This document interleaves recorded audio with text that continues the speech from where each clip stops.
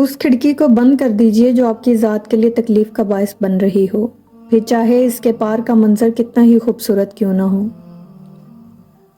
لوگوں کے رویوں کا زہر چکھ کر وہیں پر تھوک دیا کریں، ورنہ یہ سلو پوائزن آپ کو ڈپریشن کا مریض بنا دے گا۔ ماں باپ کو خوش کرنا دنیا کا آسان ترین کام ہے۔ ان کو آپ سے ذرا سی توجہ اور نرمی کے سوا کچھ نہیں چاہیے ہوتا۔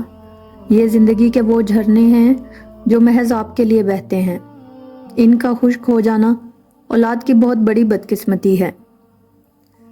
تم جو دیتے ہو وہ تم نہیں دیتے، تمہیں تو دینے کی توفیق بھی دینے والا دیتا ہے۔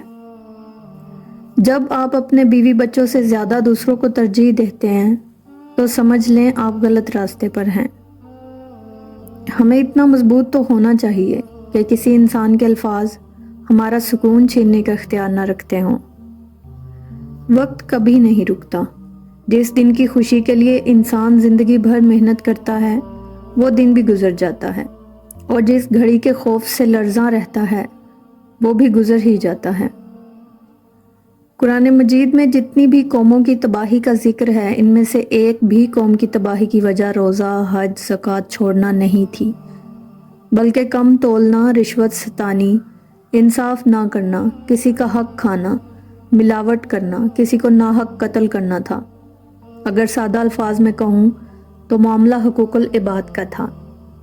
جتنی ذمہ داری سے لوگ الٹی جوتی کو سیدھا کرتے ہیں، اگر خود کو سیدھا کر لیں تو دنیا جنت بن جائے۔ اگر گندے کپڑوں میں شرم آتی ہے تو گندی سوچ رکھنے میں بھی شرم آنی چاہیے۔ میری چپ میری ہار نہیں، میرا صبر میری وہ طاقت ہے جو میرے اللہ کو بہت پسند ہے۔